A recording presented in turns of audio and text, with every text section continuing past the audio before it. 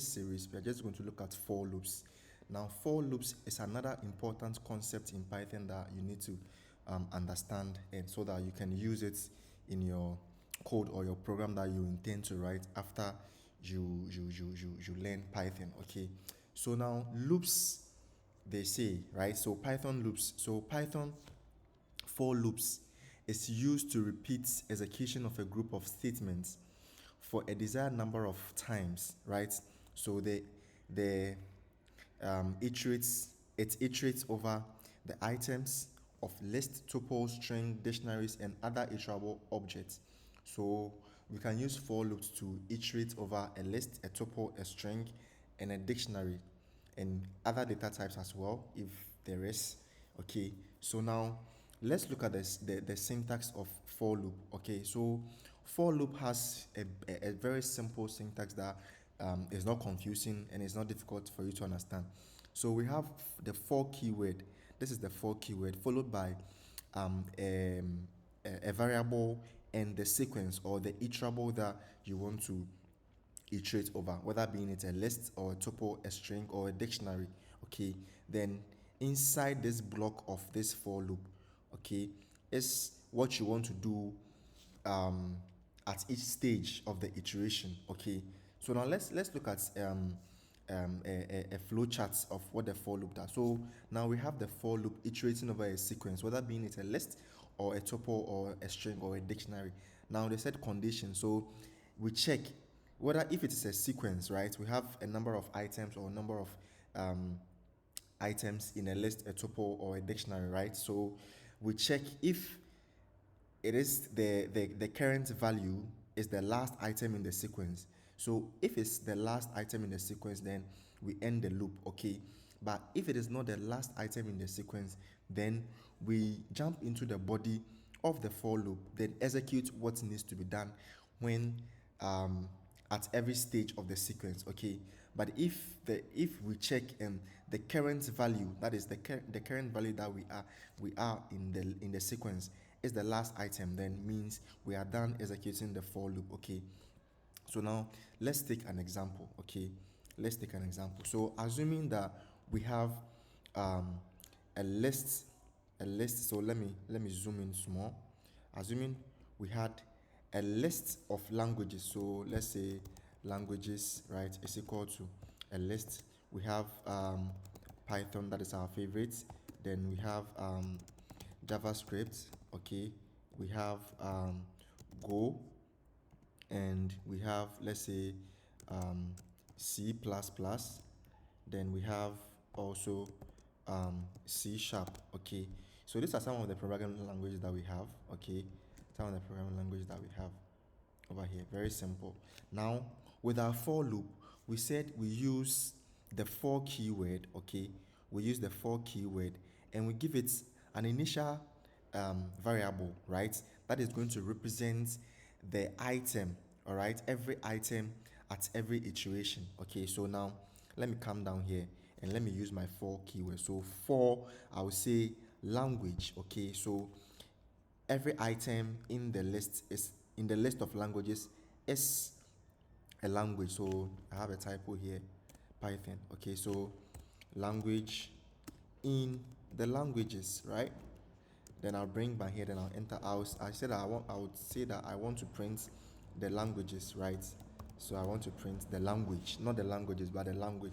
Now when I execute this, you're going to see that I'll have Python printed out, JavaScript printed out, Go printed out. I'll have C++ printed out, and C sharp as well. So if we want to iterate over a list of items and print them, okay, line by line, we use for loop. For loop can do that for us. Okay, so now another example that we can also take is, let's say, a list of names. No, let's actually use a tuple of names. Okay, so names equal to tuple, and I'll say maybe Jane, and I'll say maybe John, then I'll say Smith. Okay, Smith, then I'll say maybe let's say James, right? So I can just come here and do for name. So in the list of tuple, there are name in it, right? So for name in the names of tuples, right, I want to print the name. So now this variable name that we give here, since we are iterating over a tuple, at every stage when the for loop gets into the first iteration, this variable will be set to Jane and it will print it.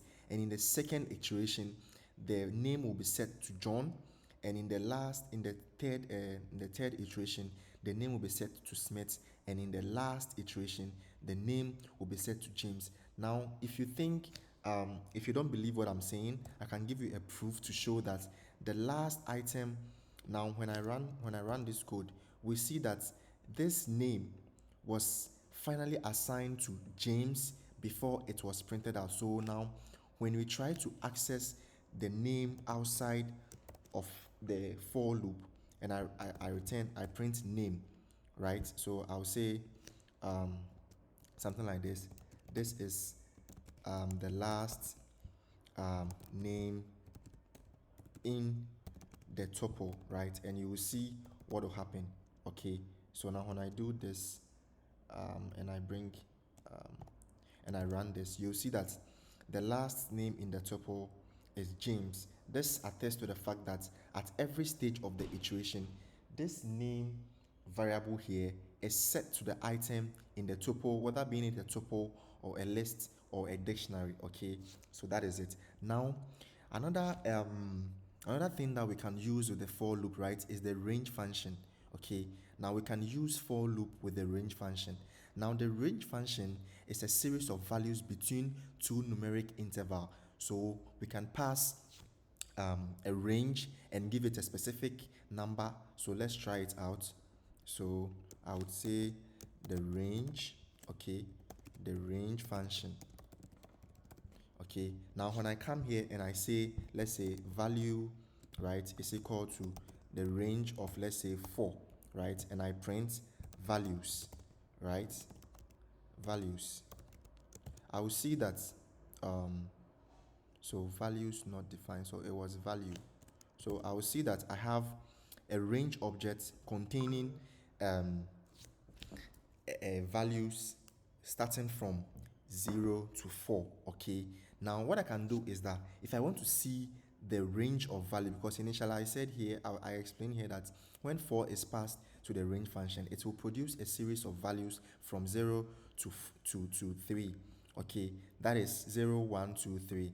And in that case, we can use the for loop to iterate over the values to produce values produced by the length function. So now let's test it.